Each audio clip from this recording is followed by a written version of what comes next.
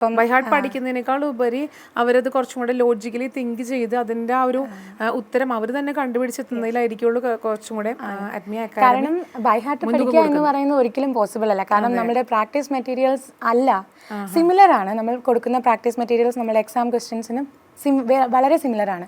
പക്ഷെ ഇപ്പം നമ്മൾ ഇന്നലെ വായിച്ച ഒരു റീഡിംഗ് ക്വസ്റ്റ്യൻ നമുക്ക് എക്സാമിന് കിട്ടില്ല. അപ്പോൾ നമ്മൾ ആ റീഡിംഗ് ഇതുമായിട്ട് എങ്ങനെ റിലേറ്റ് ചെയ്യാൻ പറ്റുക, അതായത് അവിടെ നമ്മൾ എങ്ങനെയാണ് ഉത്തരങ്ങളിലേക്ക് എത്തിയത്, അതേ ടെക്നിക്സ് അതേ ട്രിക്സ് യൂസ് ചെയ്യുക നമ്മളുടെ എക്സാമിന് നമ്മൾ ഉത്തരങ്ങളിലേക്ക് എത്താൻ. അങ്ങനെ ഉത്തരങ്ങളിലേക്ക് എത്തുന്ന തരത്തിലുള്ള ട്രിക്സ് ആൻഡ് ടിപ്സ് ആണ് നമ്മൾ എപ്പോഴും ഫോക്കസ് ചെയ്യുക. സർ, ഇപ്പം ഒരാൾ ഇതുപോലെ തന്നെ വിദേശത്ത് പോയി പഠിക്കാൻ തീരുമാനിച്ചിട്ടുണ്ടെങ്കിൽ തീർച്ചയായിട്ടും ഫസ്റ്റ് ഒരു കടമ്പ ഞാൻ ആദ്യം പറഞ്ഞ പോലെ തന്നെ ഇതാണ് IELTS OET എക്സാംസ് പാസ്സാവുക എന്നുള്ളതാണ്. അപ്പോൾ ഇതിനുവേണ്ടി ഒരു കോഴ്സ് അല്ലെങ്കിൽ സ്ഥാപനം തിരഞ്ഞെടുക്കുമ്പോൾ തീർച്ചയായിട്ടും അവർ പലരും ഒരുപാട് സ്ഥാപനങ്ങൾ പൊങ്ങി വരുന്നുണ്ട്. അപ്പോൾ അവരൊക്കെ കൊടുക്കുന്ന ഒരു വാഗ്ദാനം എന്ന് പറഞ്ഞാൽ ഞങ്ങൾ കൃത്യമായിട്ട് മെറ്റീരിയൽസ് കൊടുക്കും, എക്സാംസ് നമ്മൾ ഉണ്ടാക്കും, അങ്ങനെ കുറേ വാഗ്ദാനങ്ങൾ കൊടുക്കും.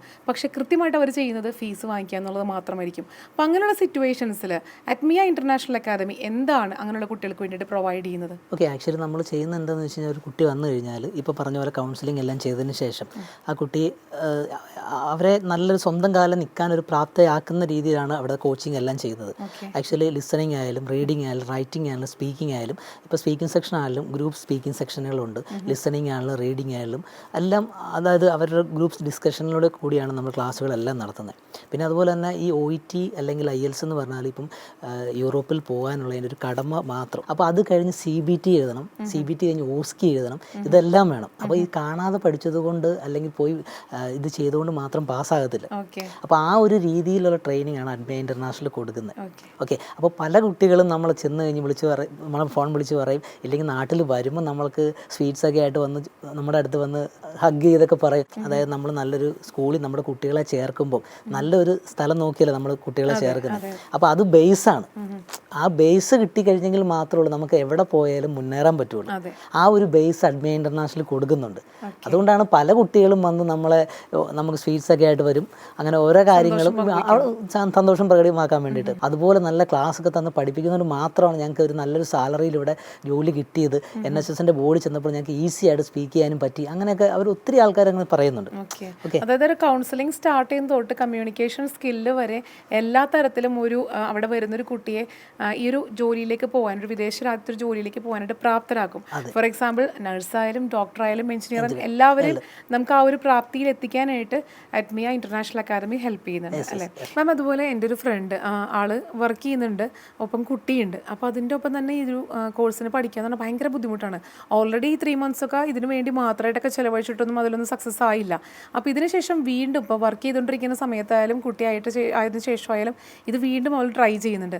അപ്പോൾ ഇങ്ങനെയുള്ള ആളുകൾക്കൊക്കെ വരുമ്പോൾ നിങ്ങൾ എത്രത്തോളം ഒരു ഫെസിലിറ്റി അല്ലെങ്കിൽ നിങ്ങൾ എത്രത്തോളം ശ്രദ്ധ ഇവർക്ക് കൊടുക്കാൻ പറ്റും ഇങ്ങനെയുള്ള ആളുകൾക്ക്? ഈ ഒരു ക്വസ്റ്റ്യൻ ആക്ച്വലി വളരെ ഞങ്ങൾ ഒത്തിരി എക്സ്പെക്ട് ചെയ്യുന്ന, ഒരുപാട് ആഗ്രഹിക്കുന്ന ഒരു ക്വസ്റ്റ്യൻ ആണ്. കാരണം എന്താണെന്ന് വെച്ച് കഴിഞ്ഞാൽ നമുക്ക് നമ്മുടെ ഇൻസ്റ്റിറ്റ്യൂട്ടിനോട് അടുത്ത് തന്നെ, വളരെ അടുത്ത് തന്നെ ഒരു വളരെ റിനൗണ്ട് ആയിട്ടുള്ള ഒരു ഹോസ്പിറ്റലുണ്ട്.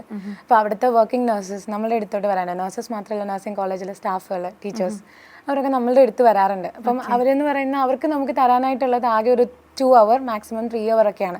പക്ഷെ ആ ഒരു ടൈമിനുള്ളിൽ അവർ ഓരോ ദിവസവും വരുമ്പോൾ നമ്മൾ പറ്റുന്നിടത്തോളം മൊഡ്യൂൾസ് കവർ ചെയ്യുന്നത് കൂടാതെ അവർക്ക് തന്നെ ചെയ്യാവുന്ന മൊഡ്യൂൾസ് ഉണ്ട്. അതായത് ലിസണിങ് പോലെയുള്ള മൊഡ്യൂൾസ് ഒക്കെ അവരുടെ പ്രാക്ടീസാണ്. അപ്പം നമ്മൾ അവർക്ക് അതിനുള്ള ടൈം അവർക്ക് നമ്മൾ വീട്ടിൽ കൊടുത്തു വിടുമോ, അവർക്ക് കൺവീനിയൻ്റ് ആയിട്ടുള്ള പോലെ ചെയ്തോളാം നമ്മൾ അവരോട് അലോ ചെയ്യും.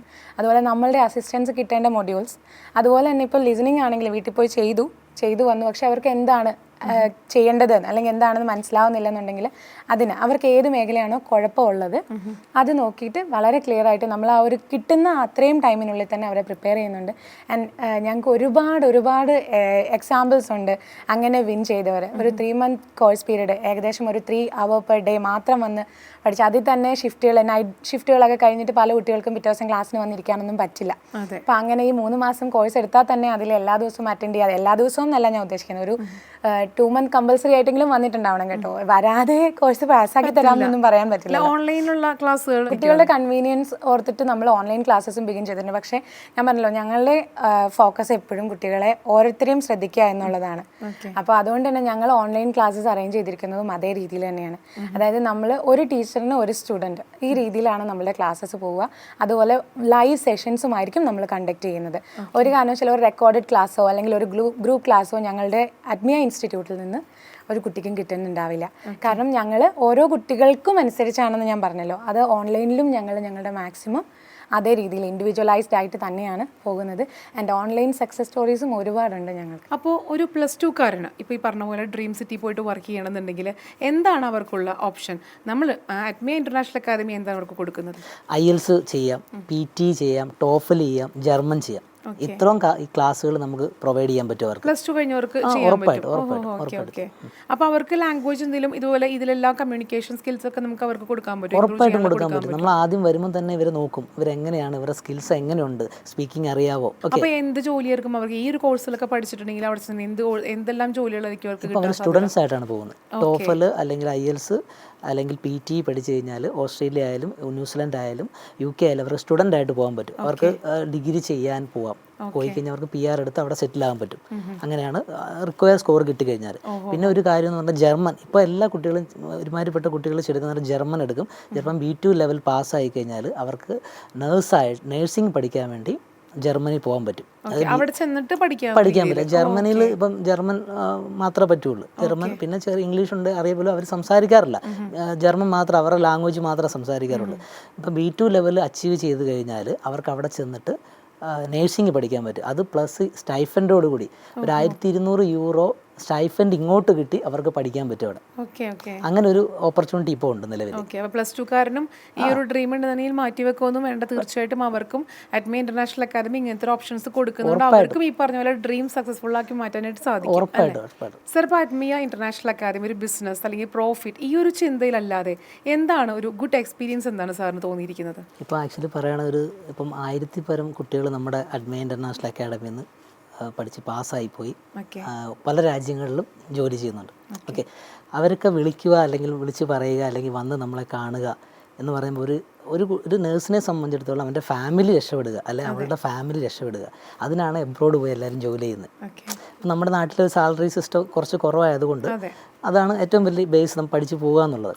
അപ്പോൾ അവർ പോയി കഴിഞ്ഞിട്ട് അവരുടെ ഹസ്ബൻഡിനെ കൊണ്ടുപോവുക, കുട്ടികളെ കൊണ്ടുപോവുക, അവരുടെ മാതാപിതാക്കളെ കൊണ്ടുപോവുക, അതൊക്കെയാണ് അവരുടെ എയിം. അപ്പോൾ അവർ വന്ന് നമ്മളോട് പറയുമ്പോൾ ഉണ്ടാകുന്ന ഒരു സന്തോഷമുണ്ട്, അത് ഏറ്റവും വലിയൊരു ഇതാണ്. ഓക്കെ, അപ്പം അങ്ങനെയാണ് നമ്മുടെ കാര്യങ്ങൾ. പിന്നെ അതുപോലെ തന്നെ അവർക്ക് നമ്മൾ ഏറ്റവും ചെയ്യുന്നത് എന്നാന്ന് വെച്ച് കഴിഞ്ഞാൽ നമുക്ക് ഏറ്റവും കുറഞ്ഞ ചിലവിൽ അവരെ പഠിപ്പിച്ച് അവർക്ക് അവരുടെ എന്താ പറയുക അവരുടെ ലൈഫ് നല്ല രീതിക്ക് കൊണ്ടുപോകുക, അതാണ് നമ്മൾ മെയിനായിട്ട് നോക്കുന്നത്. ഓക്കെ, അവർക്ക് വലിയ കടബാധ്യയാകാതെ വലിയ കടബാധ്യയാകാത്ത രീതിയിലുള്ള പഠന ചെലവുകൾ നിർത്തിക്കൊണ്ടാണ് ഞങ്ങൾ അഡ്മിയ ഇൻ്റർനാഷണൽ ഇപ്പോഴും നല്ല ചെറിയൊരു ഫീസിൽ ഇട്ടാണ് ഞങ്ങൾ പോയിക്കൊണ്ടിരിക്കുന്നത്. ഒരു മോർണിംഗ് ഒരു 8:30 തൊട്ട് ഒരു 6:30 വരെ ഒരു ക്ലാസ് ഉണ്ട്. അപ്പോൾ ഡ്യൂട്ടി അഡ്ജസ്റ്റ് ചെയ്ത് വന്ന് പഠിക്കുന്നവർക്ക് പഠിക്കാം. ആ ടൈമിൽ നമ്മൾ ഇൻഡിവിജ്വൽ അറ്റൻഷൻ കൊടുക്കും. ചെറിയൊരു ഫീസിൽ നമ്മൾ കാര്യങ്ങൾ പഠിപ്പിച്ചു കൊടുക്കും. അതാണ് നമ്മുടെ മെയിൻ ആയിട്ടുള്ള എയിം എന്ന് പറയുന്നത്. അതും കുറഞ്ഞ കാലയളവിൽ 3 മാസത്തിനുള്ളിൽ തന്നെ മിക്ക കുട്ടികളും പഠിച്ച് വിൻ ചെയ്യുന്നുണ്ടെന്നുള്ളത് ഉറപ്പായിട്ടും 3 മാസം നമുക്ക് നമ്മുടെ ക്ലാസ് അറ്റൻഡ് ചെയ്ത് ഉറപ്പായിട്ടും ഓൺലൈൻ ആയാലും ഓഫ്ലൈൻ ആയാലും അവർ പാസ്സാവും. കോട്ടയത്ത് 2 ബ്രാഞ്ചസ് ആയിട്ടുള്ള അഡ്മിയ ഇന്റർനാഷണൽ അക്കാദമി ഇനി എന്താണ് എക്സ്പാൻഷൻ അല്ലെങ്കിൽ ഫ്യൂച്ചർ പ്ലാൻസ് എന്തൊക്കെയാണ്? തീർച്ചയായിട്ടും പല കുട്ടികളും നമ്മളെ വിളിച്ച് ചോദിക്കുന്നുണ്ട്. അവർക്കൊക്കെ പക്ഷേ ഞങ്ങൾ ഓൺലൈൻ നല്ല 100% സക്സസ് ഗ്യാരണ്ടിയിൽ ഓൺലൈൻ ക്ലാസ് കൊടുക്കുന്നുണ്ട്. അതുകൂടാതെ മാനേജ്മെൻറ്റ് ലെവലിൽ ഞങ്ങൾ 14 ജില്ലകളിൽ ഞങ്ങൾ സ്റ്റാർട്ട് ചെയ്യാൻ ആലോചിക്കുന്നുണ്ട്. അപ്പോൾ ഈ 2 പാർട്ട്നേഴ്സും ഡിസ്കസ് ചെയ്തിട്ട് തീർച്ചയായിട്ടും ഇനി ഒരുപാട് ജില്ലകളിൽ ഇതുപോലെ തന്നെ അഡ്മിയ ഇന്റർനാഷണൽ അക്കാദമിയുടെ ഒരുപാട് ബ്രാഞ്ചസ് ഉണ്ടാകട്ടെ. Thank you.